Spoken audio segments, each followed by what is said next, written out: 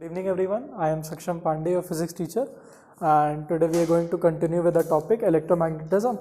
आज C part पे ही हम लोग उसका कंटिन्यूएशन करेंगे। पिछली क्लास में हम लोग ने देखा कि इंड्यूस्ड ईएमएफ नाम की क्या चीज़ होती है। ठीक है, इंड्यूस्ड ईएमएफ की बात कहाँ से स्टार्ट हुई थी, कैसे ऑब्जर्व किया गया, इसको क्यों ऑब्जर्व किया गया। देखो, हम लोग का डीसी मोटर तक ये समझ में आया था कि हम लोग electrical energy to mechanical energy जा सकते हैं। फिर सबके दिमाग में आया कि क्या इसका उल्टा भी हम लोग कर सकते हैं, मैकेनिकल टू इलेक्ट्रिकल जा सकते हैं।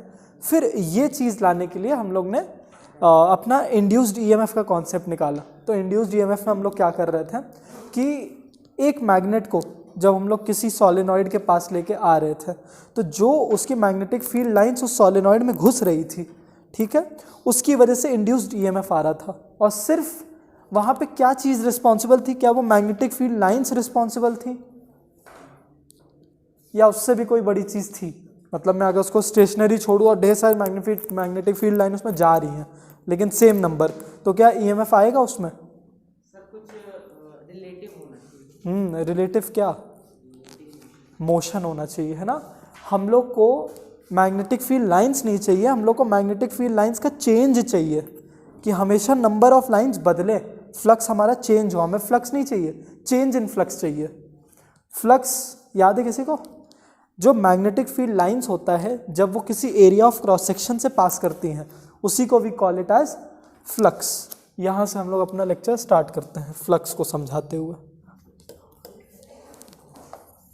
लेक्चर 60, बताओ लेक्चर 60 तक पहुँच गए हैं। हम ये बोलने वाले थे पर बोला नहीं हमने।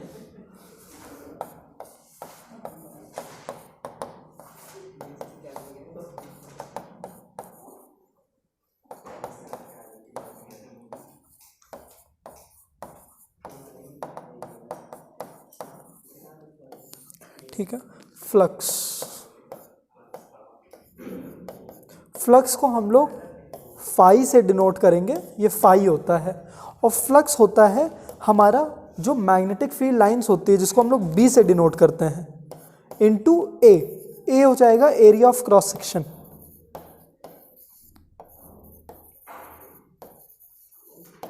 ठीक है, और डिटेल में अगर समझना है तो इसी को हम लोग एक डायग्राम समझते हैं। जैसे मान लो अगर हमारे पास एक कॉइलिंग है किसी सोलेनॉइड की, ठीक है, और यहां पे रखा है एक मैग्नेट हमारे पास।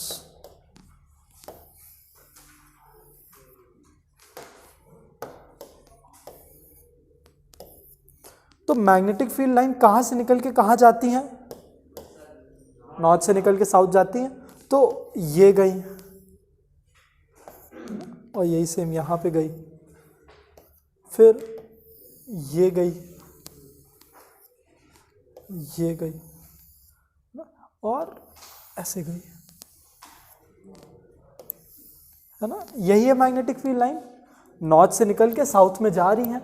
अब यहां पे अगर मैं पूछूं कि इसका फ्लक्स क्या है, तो फ्लक्स हमारा हो जाएगा, ये नहीं कि कितनी मैग्नेटिक फील्ड लाइन निकली, इसमें से निकली कितनी, देखो 1 2 3 4 5 6 निकली, लेकिन 6 इसका फ्लक्स नहीं होगा। फ्लक्स क्या होगा? जो इस कॉइल के अंदर घुस पाई, तो इस कॉइल के अंदर सिर्फ घुस पाई 1 2 3 और 4, तो इसका 4 हो गया फ्लक्स। तो मैग्नेटिक फील्ड लाइंस 4 टेस्ला की घुसी और ये आया, मतलब जितना भी मीटर स्क्वायर हो, मान लो 1 मीटर स्क्वायर, तो ये इसका फ्लक्स आया, है ना।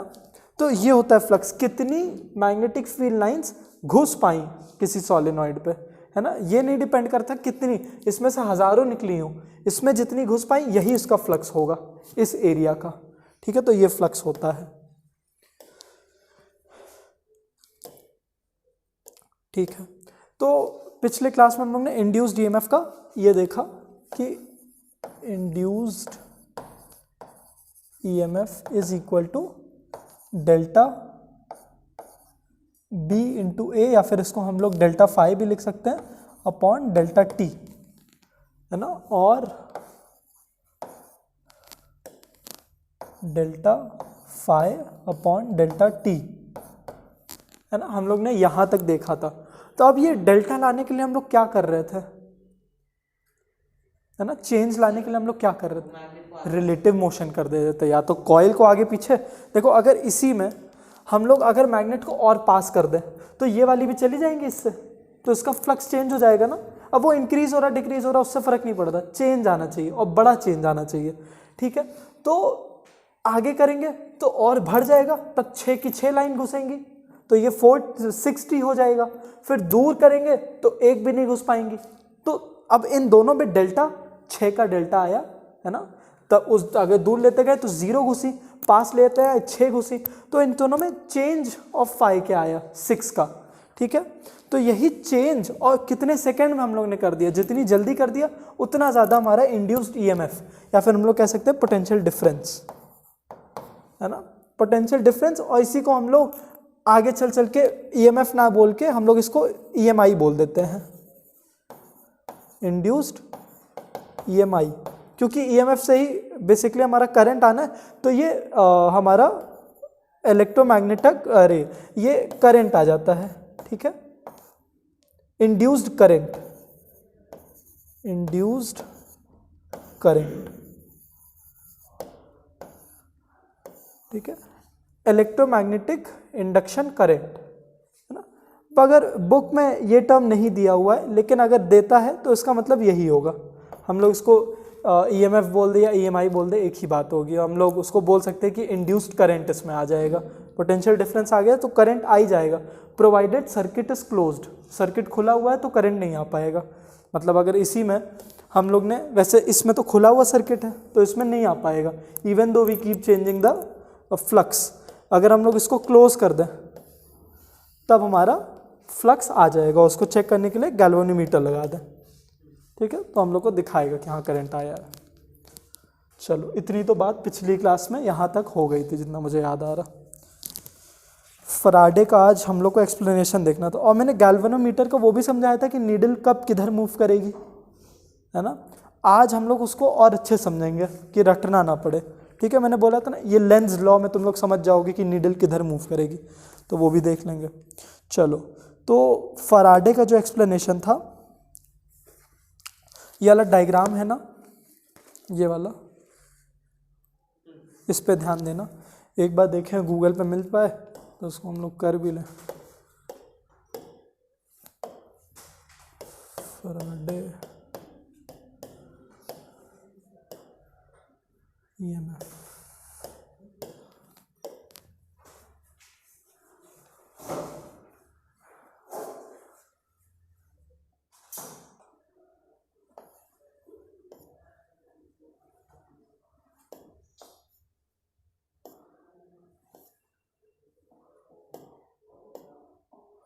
एग्जैक्टली सेम डायग्राम तो हमें नहीं मिल पा रहा है।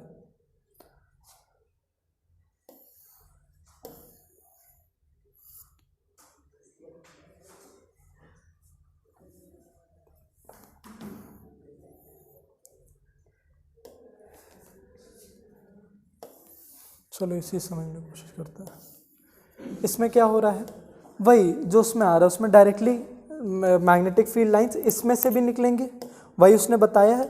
तो पहले जब उसने डायग्राम में दिखाया तो निकल तो अभी भी उतनी फ्लक्स रही है, लेकिन मैग्नेट हमारा यहाँ पे है N और S, तो निकल तो बहुत सारी रही हैं लेकिन घुस बहुत कम पा रही हैं। फिर इसने मैग्नेट को क्या किया, पास लेते आया, जैसे अभी ये प्लेस्ड है, तो अब क्या होगा, बहुत सारी फ्लक्स अंदर से पास करेंगी, और इसको पेनिट्रेट करके पास करना ज़रूरी है। ऐसा नहीं हो कि उसके ऊपर से निकल जाए, हाँ उसके अंदर से घुसनी चाहिए।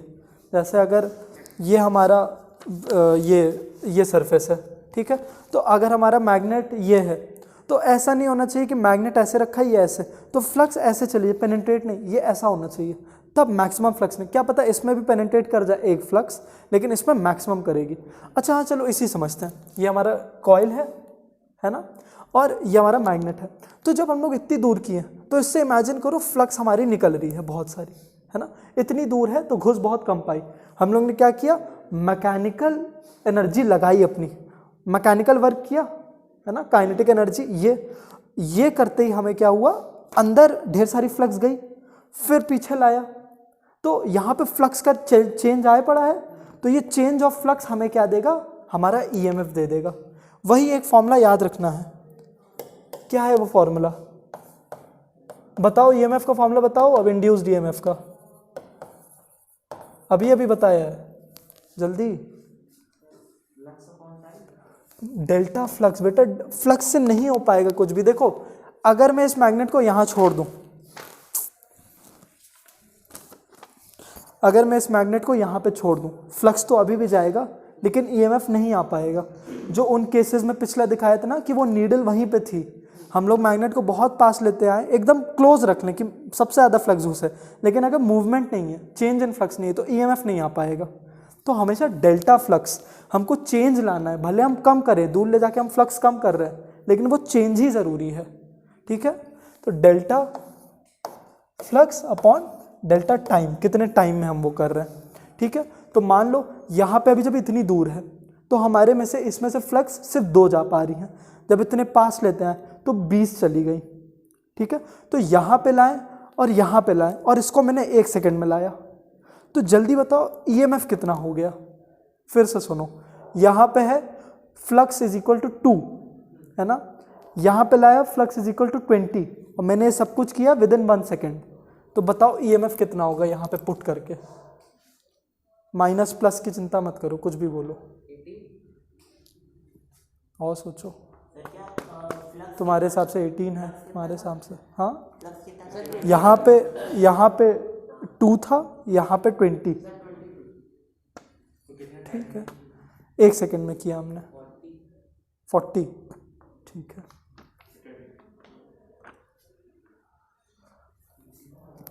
डेल्टा फ्लक्स कर लो, पहले 2 था, फिर 20 हो गया, और ये 1 सेकेंड में कर दिया, तो 18 वोल्ट्स का ईएमएफ आया। ठीक है, और हमने कल बताया था कि इसके आगे हम लोग माइनस साइन लगा देते हैं, लेंज लॉ हमें बताएगा आगे। तो अगर हम लोग माइनस लगा दे तो माइनस 18 वोल्ट कैंसिल आउट होकर 18 वोल्ट्स दे देता, इसलिए मैंने प्लस माइनस का चिंता मत करना। तो पहले वाला फ्लक्स, दूसरा वाला फ्लक्स, और इन दोनों का डिफरेंस, यही हमारा ईएमएफ है। लेकिन न्यूमेरिकल इस पर नहीं आने वाले इतने मुश्किल, मैक्सिमम जो मैंने बोला वही सब आ सकता है। ठीक है, ज़रूर आएगा, सिलेबस तो चेक किए हो ना, आ रहा है ना एसीडीसी।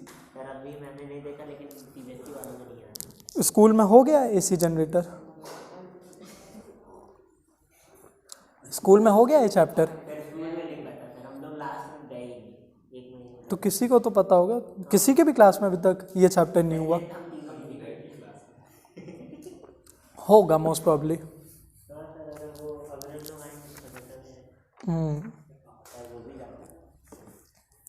ठीक है, तो इनका जो ये वाला एक्सपेरिमेंट है ना, फराडे का एक्सप्लेनेशन वाला जो एक्सपेरिमेंट है, इन्होंने यही काम किया है। यहाँ पे फ्लक्स को चेंज किया तो इन्होंने देखा ये जो गैल्वेनोमीटर है, इनका नीडल फ्लक्चुएट किया।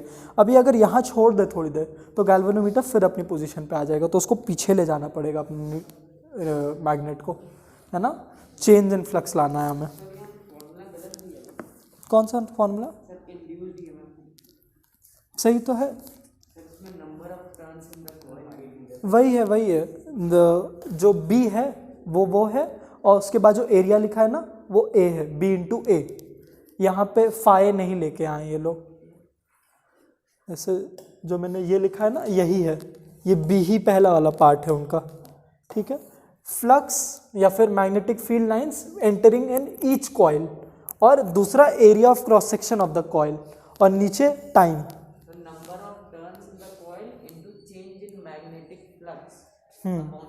हाँ, तो फिर number of turns in the coil A है और change in magnetic flux delta B है।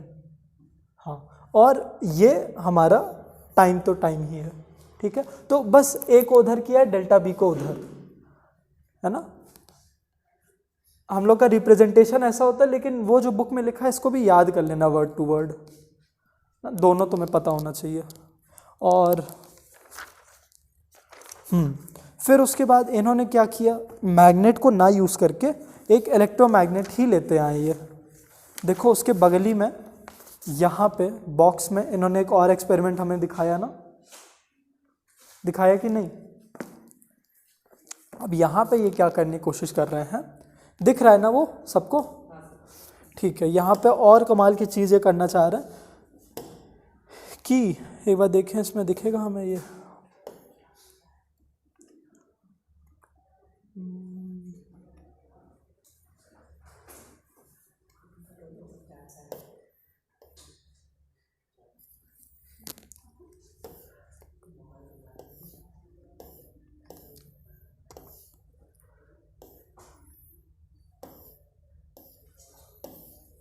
किसी भी चीज़ का डायग्राम क्यों नहीं मिल रहा आज? चलो इससे समझने की कोशिश करते हैं। ये हमारा इलेक्ट्रो ये है और ये इलेक्ट्रोमैग्नेट है और यहाँ पे एक दूसरा कॉइल लेते आते हैं। नहीं यार, ये भी काम में नहीं आ पाएगा। नहीं, कुछ भी नहीं चेंज करेंगे। चलो तुम लोग डायग्राम पे ध्यान दो। एक तरफ एक इलेक्ट्रोमैग्नेट लिया गया है ना? तो तुम्हारे पास बुक नहीं है? चलो मैं बना दे रहा हूँ फिर तुम्हारे लिए। एक बैटरी है हमारा जॉकी, मतलब रियोस्टैट कोई वो नहीं है कि कोई बहुत बड़ी चीज़ है।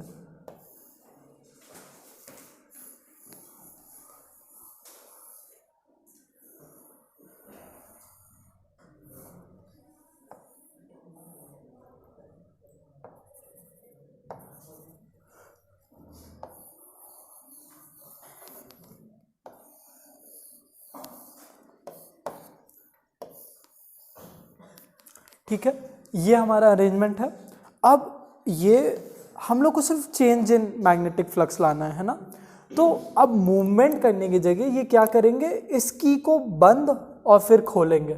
उससे क्या हो जाएगा, जैसे मान लो हम लोग जब सर्किट को बंद करेंगे, जब यहाँ पे सर्किट क्लोज्ड है तो करंट इसमें जाएगा और करंट जब जाता है तो it has a magnetic effect. तो मैग्नेटिक इफेक्ट की वजह से इसमें से फ्लक्स निकलेगा कुछ ऐसा, है ना? वही उस साइड भी निकलेगा, है ना? वही नॉर्मल। अब इसको एक मैग्नेट ही इमेजिन करो, जब तक ये कनेक्टेड है, इलेक्ट्रोमैग्नेट ही तो है ये। तो अब ये भी तो फ्लक्स ही है हमारा। तो अभी इतना फ्लक्स आया, फिर जब इन्होंने सर्किट को ब्रेक कर दिया तो धीरे, अचानक से नहीं होगा, धीमे धीमे होगा, क्योंकि तुरंत थोड़ी ना मैग्नेटिक विद इन सेकेंड्स थोड़ी ना खोएगा। 1 सेकेंड 2 सेकेंड तो लगाएगा ही खोने में। तो पहले एक फ्लक्स गायब हुई, फिर 2 गायब हुई, फिर 3 गायब हुई, तो चेंज इन मैग्नेटिक फ्लक्स तो आया ही। तो इसमें ये क्या कर रहे हैं, अपना मूवमेंट ना करके की का मूवमेंट कर रहे हैं। तो ये बहुत इजी होगा, अरेंजमेंट नहीं शिफ्ट करेंगे, स्विच ऑन ऑफ करेंगे। उससे हम लोग देखेंगे कि बार बार ये गैल्वेनोमीटर ऐसे फ्लक्चुएट करेगा, ये ऐसे ऐसे चलता रहेगा। और अगर हम लोग बहुत जल्दी करेंगे तो ये स्टेबल रहेगा, क्योंकि चेंज इन फ्लक्स कांस्टेंट रहेगा हमारा, है ना? तो ये उसी का एक मॉडिफाइड वर्जन है जिसमें हमें उतनी मैकेनिकल एनर्जी नहीं खर्च करनी है हमारी। उससे तो हमारा, हाँ, करंट का मैग्नीट्यूड चेंज होगा, हाँ, उससे भी फ्लक्स चेंज हो, वो भी कर सकते हो। लेकिन ये पूरी तरह से हमारा mechanical energy into electrical energy नहीं है, क्योंकि देखा जाए तो हम यहाँ भी इलेक्ट्रिकल एनर्जी ही लगा रहे हैं अपनी। तो इलेक्ट्रिकल एनर्जी टू मैग्नेटिक है, फिर मैग्नेटिक, बेसिकली ये इलेक्ट्रिकल टू इलेक्ट्रिकल ही जा रहा है, क्योंकि हम लोग इधर से इलेक्ट्रिक लेके इधर इलेक्ट्रिक डाल रहे हैं ईएमएफ का कॉन्सेप्ट यूज़ करके। तो ये हमारा प्रैक्टिकल यूज़ में नहीं आता है। हम ये जो इंड्यूस्ड ईएमएफ पढ़ रहे हैं ये हम लोग के जनरेटर्स में और हमारे डे टू डे लाइफ में बहुत ज़्यादा यूज़ लाता है। हम लोग अगर जनरेटर, तुम लोग ध्यान दो, तो हम लोग चलाते हैं ना, उसको चला के छोड़ दिया, फिर वो घूमता रहेगा। तो असल में कॉन्सेप्ट क्या है, अगर कॉन्सेप्ट भूल जाओ, तुम लोग को ऐसे इमेजिन करो कि हमको ही घुमाना पड़ रहा पूरे टाइम, वो असली होगा। तो हमारा मैकेनिकल एनर्जी लग रही है और हमें इलेक्ट्रिसिटी मिलती रहेगी, है ना? तो हम लोग अपना लेबर बचाने के लिए उसमें डीजल डाल देते हैं कि वो केमिकल एनर्जी टू मैकेनिकल हो जाए, उसकी वजह से घूमते रहे, वो इंजन जैसा होता है। तो बेसिकली अब लास्ट में तो मैकेनिकल ही आ गया ना, फिर मैकेनिकल टू इलेक्ट्रिकल होगा वो, है ना? तो वो जो घूमता है वो घूमता किस लिए, चेंज इन फ्लक्स लाने के लिए। वो बेसिकली अपनी पोजीशन आगे पीछे कर रहा है और अंदर इलेक्ट्रोमैग्नेट्स लगे हैं बड़े बड़े, है ना? तो ये चेंज इन फ्लक्स लाएगा, है ना? उसकी वजह से इंड्यूस्ड ईएमएफ, और इंड्यूस्ड ईएमएफ हमें देता है ऑल्टरनेटिंग करंट, है ना? तो एसी जनरेटर जो इसके अगला टॉपिक है वहाँ पे यही कॉन्सेप्ट लगने वाला है ना? तो डीसी मोटर भी हम लोग यूज़ करते हैं डे टू डे लाइफ में, एसी जनरेटर्स भी यूज़ करते हैं। अब तुम्हें क्या देखना है कि दोनों में कन्वर्जन हो किसका रहा है। जैसे अगर मैं पूछूं डीसी मोटर में पूछा जाता है, तुम्हें तो बहुत डिटेल में पढ़ाया गया है मैंने बहुत डिटेल में पढ़ाया, लेकिन एग्जाम में बहुत छोटी छोटी चीज़ पूछता है। अनलेस एंड अनटिल 5 मार्क्स से क्वेश्चन तुम्हारा ना है, जो कि कभी कभी आता है, यूजुअली तो नहीं आता है, लेकिन कभी कभी डायग्राम दे देगा, फिर तुमको एक एक पॉइंटर पूछेगा। लेकिन अगर नहीं आता है तो 2-3 मार्क्स का क्या पूछेगा कि बताओ डीसी मोटर और एसी ट्रांसफार्मर में, एसी जनरेटर में क्या डिफरेंस है on the basis of energy conversion. मतलब डीसी मोटर कैसा एनर्जी कन्वर्ट कर रहा है और एसी जनरेटर क्या एनर्जी कन्वर्ट कर रहा है। तो क्या लिखोगे तुम? डीसी का बताओ क्या कन्वर्जन दिखाता है वो एनर्जी का, कौन सी एनर्जी से कौन सी एनर्जी देता है हमें? नहीं,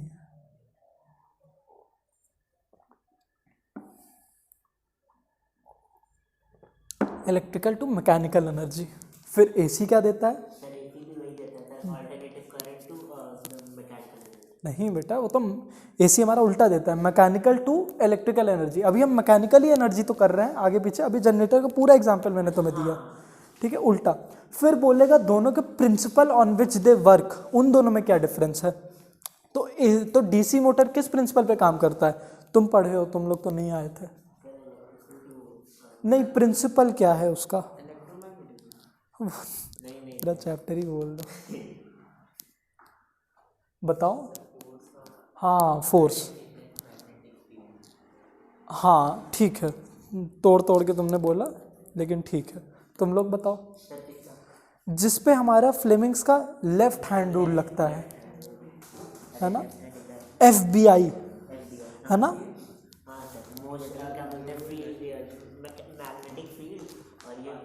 नहीं, फोर्स, मैग्नेटिक फील्ड, करंट, है ना?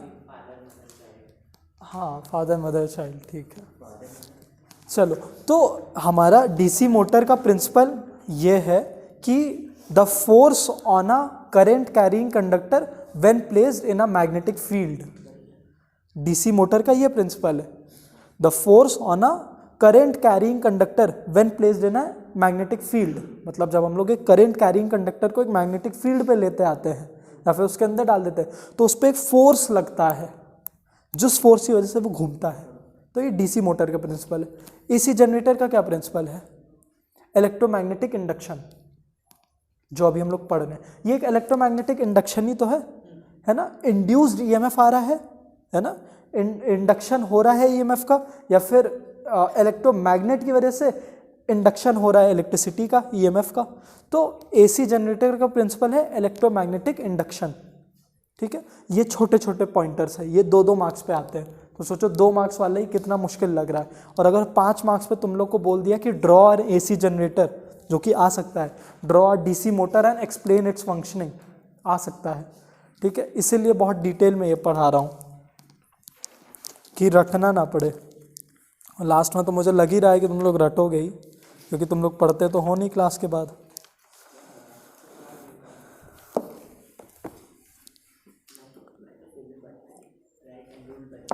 चलो, तो इंड्यूस्ड ईएमएफ का मैग्नीट्यूड जानने के लिए तो ये है हमारे पास, है ना?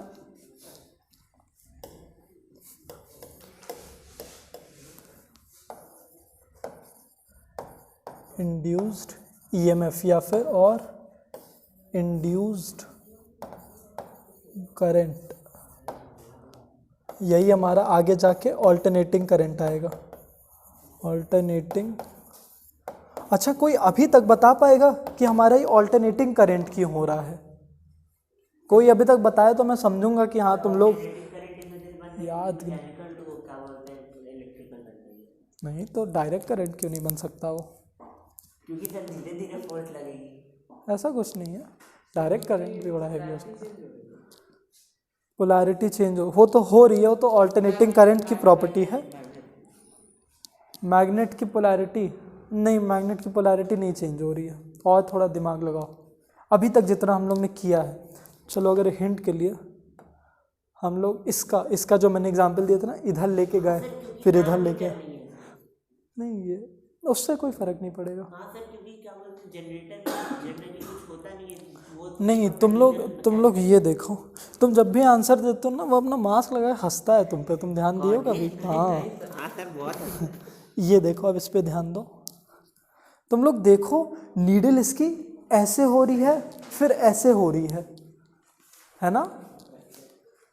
देखो देखो, यही कहना चाह रहा था कि पोलैरिटी हो गया गलती से, हाँ चेंज हो रहा है। चेंज, गैल्वेनोमीटर कभी इधर पॉजिटिव दिखा रहा है कभी नेगेटिव, तो हम लोग यही तो करेंगे, मैग्नेट को आगे और पीछे करेंगे, जिसकी वजह से एक बार पॉजिटिव में बढ़ेगा, एक बार नेगेटिव में बढ़ेगा। ऑल्टरनेटिंग करंट वही तो है, पॉजिटिव पोलैरिटी दिखाता है, नेगेटिव पोलैरिटी दिखाता है। तो क्योंकि हम लोग मैग्नेट को आगे पीछे करेंगे जिससे चेंज इन फ्लक्स आएगा, उस वजह से ये ऑल्टरनेटिंग करंट हमें देगा।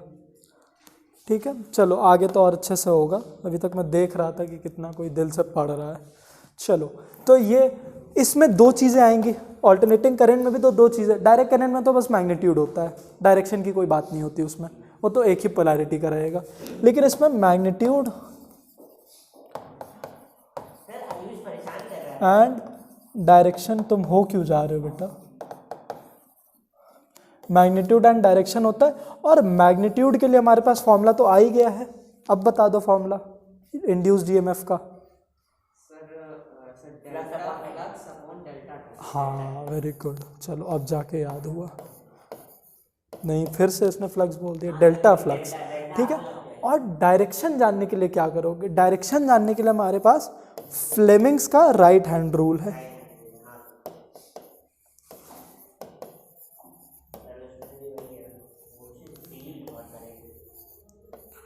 ठीक है, अब जैसे हमारा FBI, मतलब जब हम लोग का फ्लेमिंग का लेफ्ट हैंड रूल था, अच्छा मेरा लेफ्ट तुम लोग का राइट होगा, ऐसे पढ़ाता हूँ।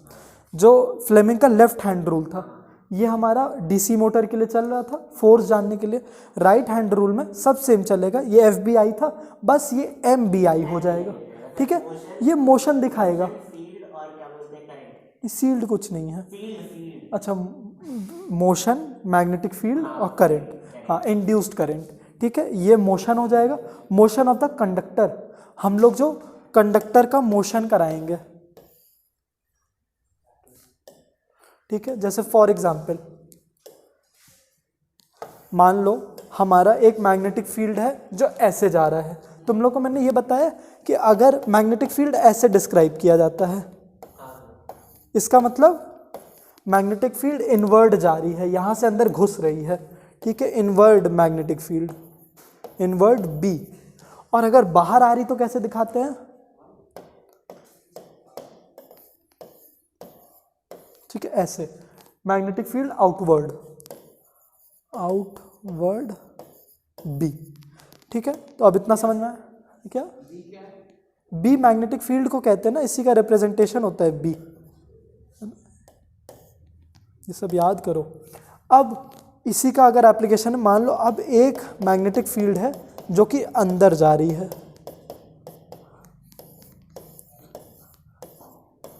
ठीक है, अब इसमें तुम्हें इमेजिन खूब करना पड़ेगा क्योंकि सब कुछ 2D पे हो रहा, लेकिन ये सब रूल असल में 3D पे लग पाते हैं। ठीक है, तो MBI, B तो हमें मिल गया, B ऐसे फेस करेगा, है ना, मैग्नेटिक फील्ड, मैग्नेटिक फील्ड, और इसके बीच में हमने कंडक्टर डाल दिया, फील्ड के बीच में ही। अब अगर 3D में होता तो असल में तो वही होता, जैसे मान लो कि ये अगर हमारा मैग्नेट होता तो इससे ऐसे निकलती मैग्नेटिक फील्ड्स, और हम लोग ये कंडक्टर यहाँ लेके आते अपना, या फिर ये हमारा कंडक्टर हो जाता। तो असल में तो यही हो रहा है, तो इसके अंदर तो डालना ही पड़ेगा। ये 2D है तो हम लोग अब कैसे दिखा पाएंगे कि इसके अंदर या ऊपर रखें? ठीक है, तो मजबूरी है, दिखाना पड़ेगा, ऐसे डाला है। और हम लोग इस केस में कंडक्टर, मतलब जो हमारा ये कंडक्टर है, इसका मोशन कर रहे हैं, क्योंकि इलेक्ट्रोमैग्नेटिक फील्ड का मोशन हम लोग नहीं दिखा सकते कि आगे पीछे हो रहा है। समझ पा रहे हो? मतलब अगर हम लोग को दिखाना है कि इलेक्ट्रोमैग्नेटिक फील्ड अंदर बाहर हो रही, तो वो हम लोग इस डायग्राम में नहीं दिखा सकते एरो की मदद से, क्योंकि बाहर का ये साइन है, अरे अंदर का ये साइन है, बाहर का ये साइन है, तो हम लोग इसको चेंज थोड़ी ना कर पाएंगे, वीडियो थोड़ी ना चल।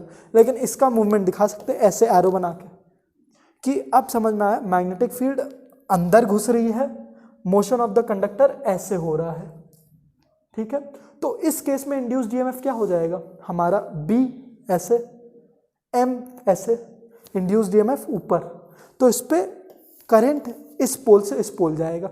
जैसे मान लो अगर ये कनेक्टेड होता किसी बैटरी से, अरे बैटरी बोल रहे वायर, मतलब सर्किट कंप्लीट होता, तो इसमें करंट कैसे चढ़ता, इस डायरेक्शन में। समझ में आया ये? और अगर इसका मोशन इधर होने लगा, राइट, मेरा तो राइट है, अगर इसका मोशन इधर होने लगा तब क्या करोगे? नहीं नहीं, रूल नहीं बदल दोगे तुम, भगवान।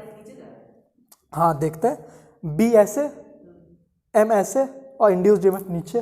तो इस केस में क्या होगा, अगर अब हम लोग इसको कनेक्ट करते हैं तो करंट ऐसे जाएगा, उल्टा। उस केस में क्या चल रहा था, इस डायरेक्शन में जब जाएंगे तो बी ऐसे, मोशन ऐसे, तो ऊपर चढ़ रहा था ऐसे, है ना, ऐसा मोशन चलने लगा, एक क्लॉकवाइज मोशन, है ना, ये क्लॉकवाइज चलने लगा ऊपर। अब तुम लोग को इस पे कोई डायग्राम बेस्ड क्वेश्चन नहीं आएगा, ये बस समझाया जा रहा है। अगर मैं सर्किट कंप्लीट करूं, चलो अच्छा ऊपर एक सर्किट बनाता हूं और इधर वाले पे ध्यान देना, तो ऊपर का इंड्यूस्ड ईएमएफ आया है तो बस एरो ऊपर बना दो, दूसरे का भूल जाओ, ठीक है। ऊपर तो उधर तो नीचे ही आना है, तो देखा जाए तो ये पॉजिटिव पोलैरिटी हो जाएगी, है ना, ऐसी बैटरी हो जाएगी अगर ये बैटरी होती तो, ठीक है। तो ये, और अगर इसको ऐसे ही रहने देते हैं ये, और अगर इसका मोशन इस डायरेक्शन में होने लगा तो बी ऐसे, एम ऐसे, ईएमएफ नीचे, तो ये नीचे बना देना, तो ये ऐसे चला जाएगा ये। तो अब इस केस में यहाँ पॉजिटिव हो जाएगा, यहाँ नेगेटिव,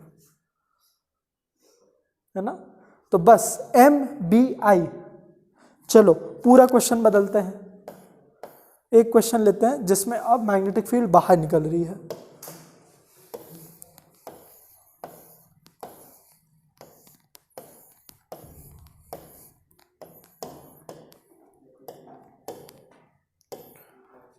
और हम लोग ने कंडक्टर डाल दिया इसके अंदर। चलो तुम लोग बताना इसका, इसको हम लोग ने अटैच कर दिया है, सर्किट कंप्लीट है, इधर का बस एरो बताना मुझे, और मोशन ऑफ द कंडक्टर इस डायरेक्शन में है, बताओ। हाँ इधर इधर तुम्हारे हिसाब से नीचे करंट फ्लो करेगा ये, नहीं सर, करंट ऐसे flow ऊपर की तरफ, ठीक है। नहीं नहीं सर, इधर ऊपर करेगा, ऊपर करेगा सर, ऊपर सर आप तो करके देखो ना, करंट किधर, करंट ही तो पता करना है, इंड्यूस्ड ईएमएफ ही तो पता करना है। तुम्हें बी पता है और एम पता है, अब आई पता करो।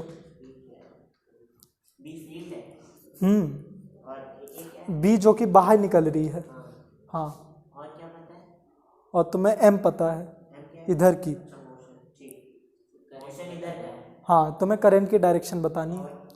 सर क्या फील्ड किधर की है, अरे यार कितनी बात पूछो, फील्ड बाहर की है, अरे फील्ड किधर है, फील्ड बाहर आ रही है, हाँ, ये मोशन ऐसे हो रहा है, तो देखो, हाँ, हाथ थोड़ा टेढ़ा हो जाता है, तो फील्ड बाहर की निकली, मोशन ऐसे हुआ, तो ईएमएफ क्या, इंड्यूस्ड ईएमएफ ऊपर की तरफ, तो ये निकला, ठीक है, ऐसे, ठीक है। तो ये फ्लेमिंग्स का राइट हैंड रूल है। हाँ, इसी को मैग्नेटिक फील्ड बाहर, बी बाहर, तो हमने क्या किया, बी को बाहर कर दिया, है ना, मोशन ऐसा इस डायरेक्शन में, तो ये चेंज कर दिया, इंड्यूस्ड ईएमएफ ऊपर आया ना, ये, है ना। तुम लोग थोड़ा अपना पोजीशन भी चेंज, एग्जाम में यही थोड़ी दिक्कत आती है इसमें कि थोड़ा ऐसे लगता है कि चीटिंग हो रही है ना। बोल देना कि सर रूल लगा रहे हैं।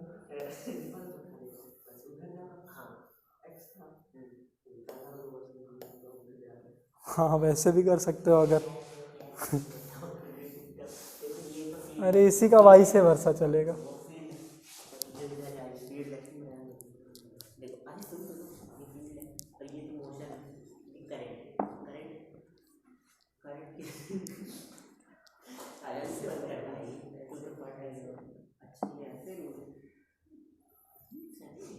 हाँ, थोड़ा अजीब लगेगा।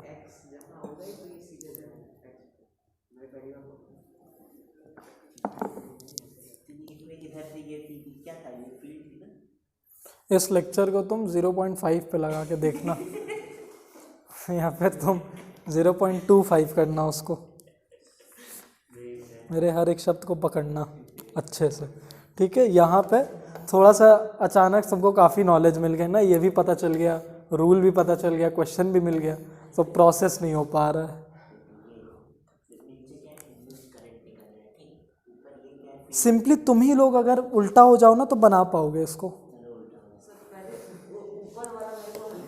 हाँ देखो देखो, चलो अच्छा, इसको अच्छे से देखो ही, आगे नहीं बढ़े लेकिन ये समझ जाओ इसमें क्या हो रहा है। मैग्नेटिक फील्ड अंदर घुस रही है, चलो ये अंदर घुसी है, तो अपना सबसे पहले बी, अब तुम चुप रहो, अब तुम समझो, बी सबसे पहले अरेंज कर दो, इन सबको भूलो, बी अरेंज कर दो, ये सीधे हो गया। मोशन इधर है, अपना मोशन वाली उंगली उठाओ और इधर मोड़, इधर हिला दो, और फिर अपनी इंड्यूस्ड ईएमएफ की उंगली खोल दो, ये परपेंडिकुलर है ना, तो नीचे मिल गया, नीचे हो गया, तो ये नीचे आ गया। इस केस में बाहर निकल रहा है, तो ऐसे करने की जगह ऐसे कर दो, है ना, और मोशन ऐसे ऐसे है, और फिर इंड्यूस्ड ईएमएफ खोलो, ऊपर आ गई, पूरा ही घूमो, पूरा ही घूमो ना। हाँ देखो उसने बना लिया, हाँ सही तो बनाए हो, सही तो बनाए हो, ठीक है। फिर से बी बाहर निकला, एम ऐसा, वो मोशन इधर जा रहा है मोशन, और इंड्यूस्ड ईएमएफ ऊपर जा रहा है, तो ऐसे गया, ठीक है, संतुष्टि।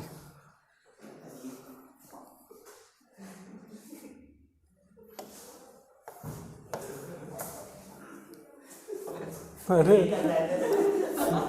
यहाँ से दिखता है तुम लोग का रिफ्लेक्शन।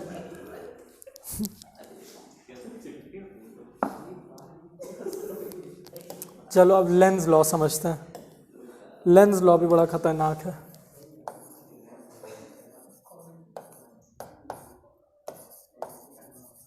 लेंस लॉ एक बार कोई पढ़ो, कोई डिक्टेट करो Lenz law.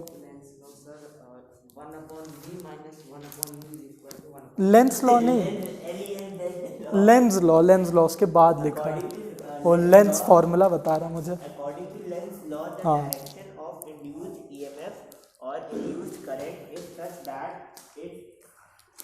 It opposes, cause which produces बढ़िया है ना, क्या समझ में आया इस डेफिनेशन से? तो इससे पता चला कि जो इंड्यूस्ड है उसकी हाँ। डायरेक्शन है, उसको क्या बोलते हैं कि उसको अपोज कर देता है जो जहाँ से वो प्रोड्यूस होता है। तो अभी तक कोई क्या समझ पा रहा है इससे? कुछ नहीं समझ में आ रहा। चलो समझते हैं फिर। लेंस लॉ के बारे में कोई एक्सप्लेनेशन नहीं दिया है, बस डेफिनेशन है, ठीक है। चलो फिर इसको समझते हैं। जैसे मान लो ये तो बीच बीच में इसकी चुटकी कोई बंद करवाओ, पता नहीं क्या इसको दिक्कत है। चलो अब देखो, सर्कुलर कॉइल है ये हमारी, सर्कुलर कॉइल है, और यहाँ पे इलेक्ट्रोमैग्नेटिक इंडक्शन की बात हो रही, तो ये हमारा मैग्नेट है। मैग्नेट का ये नॉर्थ पोल, ये साउथ पोल, इससे फ्लक्स निकलेगा, है ना, फ्लक्स निकाल देते हैं, ये ठीक है। तो 3 फ्लक्स जा रहे हैं, बाकी कुछ ऊपर नीचे चले जा रहे हैं, ठीक है। इतने फ्लक्स इसके अंदर पेनेट्रेट किए हैं, ऊपर से नहीं अंदर से घुस के चले गए हैं। तो अब इसके अंदर ईएमएफ आ जाएगा, अज्यूम कर लो ये पूरा सर्किट कंप्लीट है इसका, मैं सिर्फ एक कॉइल दिखा रहा हूँ। तो अब हमें जानना है कि इसमें इसका जो डायरेक्शन ऑफ द करंट होगा वो क्या होगा, है ना। डायरेक्शन ऑफ द करंट जानते जी, क्योंकि ये सर्कुलर है तो ऊपर नीचे तो नहीं, इसमें तो क्लॉकवाइज या एंटी क्लॉकवाइज पता चलेगा, वो जानते हैं, हमें पता चल जाएगा वो साउथ पोल है कि नॉर्थ पोल है।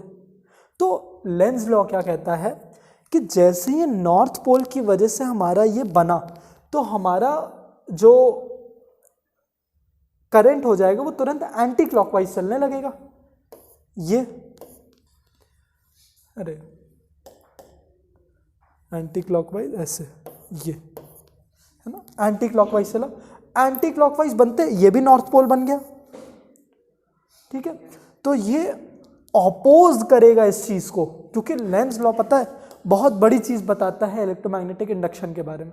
लेंस लॉ ही है जो प्रूफ कर पाता है या फिर थोड़ा सा इसको सहारा दे पाते हैं कि इलेक्ट्रोमैग्नेटिक इंडक्शन होता किस प्रिंसिपल पे है। अभी तक कोई फुल प्रूफ ये नहीं पता कि इलेक्ट्रोमैग्नेटिक इंडक्शन हो कैसे रहा है, अभी तक नहीं पता चल पाया है, अभी भी नहीं पता चल पाया। लेकिन लेंज लॉ ही बहुत करीब पहुंचे ये बताने पे कि सर ये हो रहा है क्योंकि law of conservation of energy लगती है ना।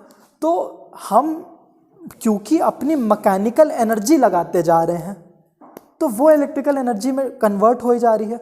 अब अगर अज्यूम करो अगर इसका इफेक्ट होता और ये साउथ पोल बन जाता, अट्रैक्ट कर लिया होता, रुक गया, सब कुछ रुक गया ना। अब हमें मैकेनिकल एनर्जी अपने लगाने की भी जरूरत नहीं है। हम मैकेनिकल एनर्जी तब लगाएंगे ना कि ये रिपल्शन दिखा रहा, हम तब भी खींच के जा रहे हैं, तभी तो हमारी मैकेनिकल एनर्जी कंज्यूम होगी इसमें। अगर ये साउथ ही पोल बन गया इसके इफेक्ट की वजह से, इसके ईएमएफ की वजह से, तो हमें लगाना ही क्या पड़ेगा, हमारा तो कोई वर्क हुआ ही नहीं। तो ये क्या बताते हैं कि हमारा इंड्यूस्ड ईएमएफ वो होगा कि अपोज करे उसको जिसने इसको प्रोड्यूस किया है, ताकि हम ज़्यादा मैकेनिकल एनर्जी उस तरफ लगाएं, है ना। तो क्योंकि हमारा मैकेनिकल एनर्जी ज़्यादा जा पाए उसके अंदर, जो कि इलेक्ट्रिकल एनर्जी में बदलेगा, इस वजह से ये उसी के पोलैरिटी को अपोज करने वाला ले लेता है। ठीक है, इसने इसको बनाया कि बस जुड़ ना पाए, है ना। तो ये तो इस केस में हो रहा है जब मैग्नेट को इधर लाया जा रहा है ना, ऐसे हुआ। अब क्या होगा अगर मैं मैग्नेट को उधर लेते जाऊं, और क्यों होगा, मैग्नेट को अब हम इधर लेते चले गए, तभी हमारा ईएमएफ होएगा चेंज इन फ्लक्स, ये साउथ पोल बन जाएगा। अब बताओ क्यों,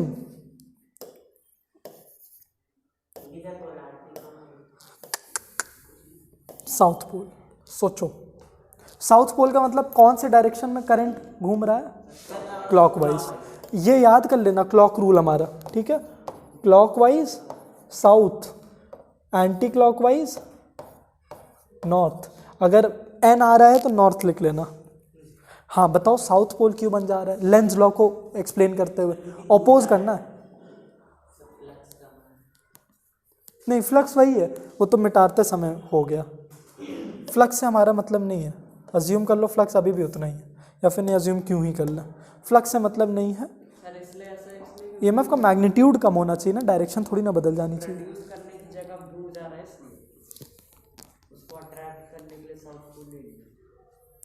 उसको वापस अट्रैक्ट करने के लिए, हाँ एक पार्ट सही है, लेकिन उससे लेंस लॉ मतलब क्या इससे हमारी मैकेनिकल एनर्जी ज़्यादा होगी कि कम, उस कॉन्टेक्स्ट में बात बताओ, कम लगेगी। सोचो, देखो अब क्या, अभी भी हमारी मैकेनिकल एनर्जी ज़्यादा कंज्यूम हो, इस वजह से साउथ लिया इसने। हम जब मैग्नेट को दूर लेके जा रहे हैं, अगर ये साउथ होगा इसको अट्रैक्ट करेगा, हम तब भी दूर खींच रहे हैं, हमारी ज़्यादा इसने एनर्जी खा ली, तो ज़्यादा मैकेनिकल एनर्जी मिली, तो ज़्यादा इलेक्ट्रिकल एनर्जी बाहर मिली, एनर्जी इनपुट एनर्जी आउटपुट। अगर ये भी नॉर्थ ले लिया होता इस टाइम, तो ये भी रिपल्शन दिखा रहा, हम भी उसको बाहर लेते हैं, हमें मेहनत ही क्या करनी है, अपने आप ही दूर चला गया। तो हर चीज़ को ये अपोज करेगा, वही है ही लेंस लॉ, कि तुम कुछ भी करो इसको अपोज करो ताकि तुम्हारी ज़्यादा मैकेनिकल एनर्जी उसके अंदर जाए। ठीक है, ये इन डिटेल इतना बुक में है नहीं, बुक में बस डेफिनेशन पूछता है इसकी, ठीक है, लेकिन ये समझना बहुत ज़रूरी है ना। अब बस इसको मैं अगर शिफ्ट कर दूं सब कुछ, अब मैं यहाँ पे मैग्नेट का ये साउथ पोल है और ये नॉर्थ पोल है, और मैग्नेट इधर जा रहा है। चलो कुशाग्र बताओ कौन सी पोलैरिटी आएगी इसमें, इसमें कौन से डायरेक्शन में करंट घूमेगा, एंटी क्लॉकवाइज। क्यों,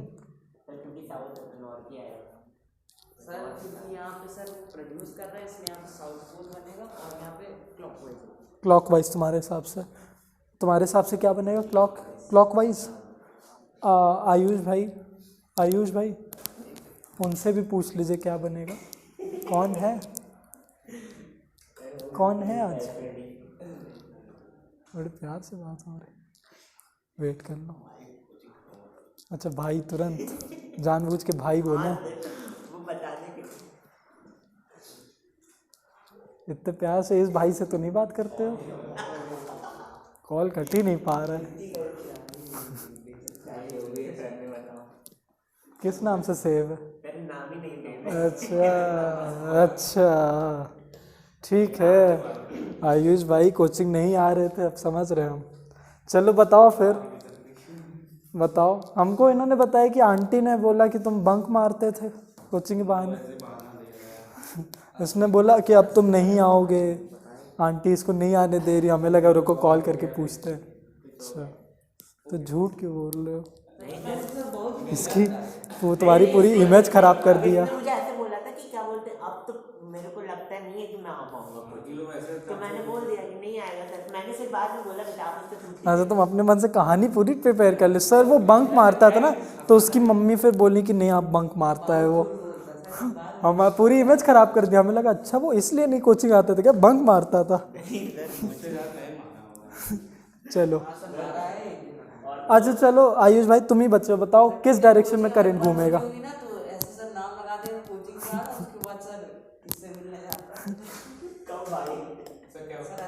बताइए किस डायरेक्शन में करंट घूमेगा, क्लॉकवाइज या एंटी क्लॉकवाइज? वेरी गुड बेटा, वेरी गुड। एक ही इंसान यहाँ गलत बताया है बस, अब वो पता नहीं कौन है। ठीक है, क्लॉकवाइज घूमेगा क्योंकि ये साउथ बनना चाहिए। रिपल्शन दिखाएगा तब भी हम मैकेनिकल एनर्जी अपनी देते जाएंगे, और वही जब उधर लेके जाएंगे तो ये क्या दे लेगा, नॉर्थ ले लेगा अपने पास, ताकि हम लोग दूर लेते जाएं तब भी ये खींचे, ज़्यादा मैकेनिकल एनर्जी मिले। लेंज लॉ अच्छे समझ में आया? ठीक है, यही होता है लेंज लॉ। तो अब डेफिनेशन समझ में आएगी। देखो बोला है according to Lenz law the direction of induced EMF is such that it opposes the cause of which it opposes the cause which produces it. तो ये है इसका कॉज, इसी को अपोज कर रहा है ये। तो लेंज लॉ की ये डेफिनेशन है पूरी पूरी। ठीक है, देखो फिर नीचे भी बोला है बहुत important, Lenz law is based on the law of conservation of energy. It shows that the mechanical energy is spent in doing work against the opposing force experience by the moving magnet and it is transformed into the electrical energy due to which current flows in the solenoid. इसको तुम लोग वो कर लो, mark कर लो, बड़ा important paragraph है। कहाँ गया लेंज लॉ? इधर है, फिर ये है, ये इतना पूरा मार्क कर लो, बड़ा इंपॉर्टेंट है ये।